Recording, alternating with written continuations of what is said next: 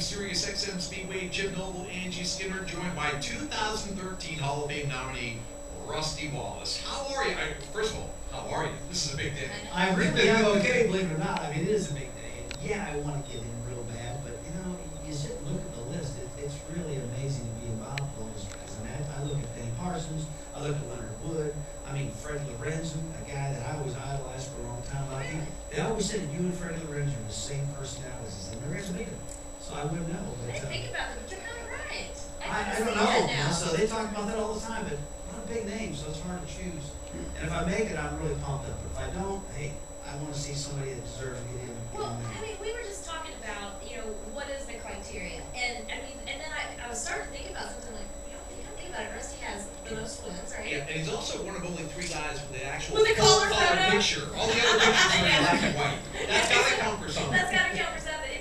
But I mean, it's not just the fact that you were very successful on the track, but I mean, I think you kind of revolutionized the sport when it came to a driver and a brand. I mean, everybody always thought you were the Miller Lite guy. I mean, that was your, you know, I mean, for so long, and that's became a big deal in our sport. You know, the branding of a number. I mean, you were the 2 car. I mean, it took forever for me to figure out that somebody else drove a 2. You know, I mean, it was just kind of, it was crazy. But not only that, you've been a car owner. You design tracks. You own tracks. So really, you kind of have contributed an awful lot to the sport. If you think about it. Preaching to the choir. Yeah. You're absolutely right. I mean, you know, we talk about criteria. The thing is, Rusty, I think every voter has his own criteria, and you never know what it's going to be until those guys get in the room, and we're not in that room. If Rusty Wallace was not on the ballot this year, but Rusty Wallace was in that room voting, what would be your criteria? It'd be different. I mean, probably if I looked at car owners, there'd be a criteria for car owners, there'd be a criteria for drivers, media folks, everybody the same. I mean, who as a sponsor did the most for the sport? Who as a car owner did the most for the sport? Who as an owner contributed and did things? I mean, when I think of car owners, I think of the guy that developed the fast pit stops, the guy that developed incredible race cars. You know, when I think of who was one of the all-time sponsors and helped NASCAR get kicked off, you got to think about Ralph Seacrest. He did so much with Winston, you know. And then when you think of drivers, I think you got to look at the number of wins, and you got to look at what they contribute to the sport, and how much they care about the sport, if they're still pushing. You know, I mean, I would add all that. It's really. That's why I think I thought last year's vote was, I don't want to say easier, because it's tough time in there, but I thought there were some slam dunk names, and I think there's so much of widespread talent. Everybody understands that you're going to be in the Hall of Fame sooner rather than later. And, you know, I think, you know, Darrell Waltrip said last year, he goes, at one point I wanted to be in that first year, then at one point I wanted to be in that second year, and then I'm just happy to be in. I mean, I think we all understand that this is a young Hall of Fame. We're going to be playing catch-up for a while for people that are very deserving of being in the pit. Well, I appreciate you saying that. I don't, you know, if I don't make it, I'm not going to be the one up there jumping up and down and upset that I didn't make it. Or I'm not going to be the one right now, you know, pleading to get in it. Well, we know you're definitely going to be in it. It would be a Hall of Fame, but not Rusty I Wallace. tell you though, man, you sit there and listen to those names that are in there. Yeah. Whether it's Fireball Roberts and Wendell Scott, all those some huge names that I respect and really admired for a long, long time. It's just really cool to be part of that top 25 and get those names resurrected and still hear them. You know? I got a couple of topics here to take your mind off the voting for a little while, Okay, just for a couple of minutes. Iowa Speedway last weekend, Yeah. and you've heard me tell you what a great facility is and how much I love that place. And you were at the race, and I'm pretty sure I saw you sitting on stage during driver intros. I got there Wednesday. Okay, good. I was there Wednesday through Sunday night. But you're still kind of like a proud papa when it comes I to am. that I race. mean, I'm very, very proud of it. You know, I got a phone call in 2004 to design the track, and I said, why did you call me?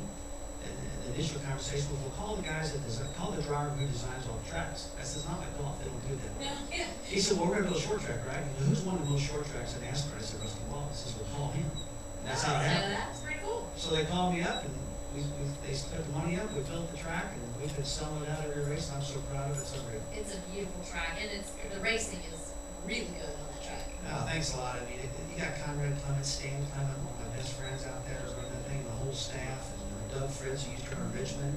If we ever do get a cup race one of these days, Fritz knows how to run a cup race, so the place is all oiled and ready to roll right now if we can do it. That's on my top list Oh, of favorite tracks. I've worn out there for the second one, Yeah. part of the ESPN crew, and it has turned into one of my favorite trips of the year. I love going out there.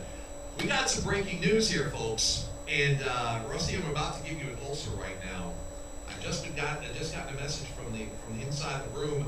They have a tie. For the first time ever, there is a tie in the NASCAR Hall of Fame voting. They're going to go back in and vote again. So it could be a while. There's Pepto-Bismol up at the gift shop, and anything that's going to get you through the next couple of hours. So everything's kind of fluid right now. But I wanted to let you know, we told you about all the guests who were coming by. Well, a lot of them were in that voting room. So you're stuck So with us, maybe Jim folks. and Angie, Sorry. Rusty, you're welcome to hang out as long as you want. Rusty wants to, he already said, he's like, listen, I just did all my TV work. I'm gonna go have a beer. And I was like, can I come with you? I'll Way tell you more what, fun. that just goes to what we've been saying about it being a very difficult decision for a lot of people. Well, I mean, some of my friends that are on that said that this is the toughest year ever for them. I think because so.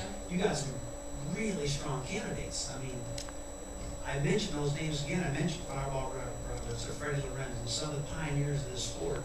Leonard Woods, Benny Parsons, Richard Childress, Rick Hendrick. Man, it's just amazing. Guaranteed Hall of Famers, it's just a question of when. For the vast majority of people on this ballot, it's just a question of when, and it's hard to determine timing. You know, you can determine worthiness is easy. You got Timing is hard. some 50-some dudes in there that vote, and they all got opinions. So we'll see what happens. Yeah. So, I mean, they all got opinions. It's almost like you're probably thinking, I would love to hear what they have to say, but then again, maybe not.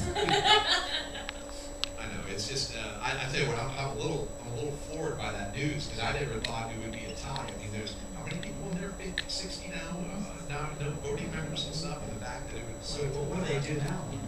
I think they just put you in. I think they just say, Rusty, come on down. Instead of having 5, we'll have 6. Yeah. Why don't you go knock on the door and go, hey, I can be the tiebreaker. You want me to give you, my 5 picks real quick, and then that would be a good Well, I'll thing. tell you what, we appreciate you taking the time to join us here on what I know is a big, big day. And probably a little bit. You never get nervous, so I never know whether or not the nerves are creeping up on you. But best of luck. We wish you the best of luck, however it comes out there. And we certainly thank you for your time. Well, thanks a lot. I appreciate that a lot. Talk about getting nervous. I try not to get nervous, and when I'm really nervous, I don't let it come out. You'll see me sweat. That stuff. I stay real cool until I get mad. Yeah, I was going to say, wait a minute, I've seen you mad before. Hold on, wait. Back it up. Yeah. I was at an autograph session one time, and Neil Bond looked at me and said, man, it's hot as heck in this room. Why are you not sweating? I said, I'm just humming, man. I'm telling myself not to sweat. He said, you can talk to your brain? I said, yeah, I do it all the time. Mind over matter. All And right. Neil said, you can really do that. I said, well, you're sweating and I'm not, Neil. It's 100 degrees in this room. Yeah, it's kind of a good point. I kind of like it to take the truth. All right. How about a big hand for Rusty Wallace? He'll be in this hall sooner rather than later. Thank you. All right. Really appreciate Rusty's time. How about that? That's amazing. A tie